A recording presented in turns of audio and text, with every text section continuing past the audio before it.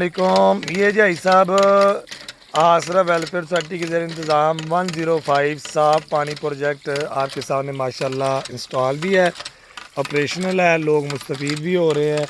तो ये ना 3 से 4 फैमिलीज़ हैं, इस तरफ ये बच्चे बैठे हुए हैं, ये फैमिली हैं जो इससे फ़ायदा उठाते हैं।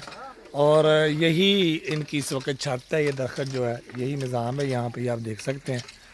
तो ये अल्लाह ताला बड़ी बरकत दे जी। आसरा वेलफेयर सोसाइटी के तमाम माविनीन को, भाइयों को, बहनों को, जितने भी लोग माविन हैं। अस्सलाम वालेकुम।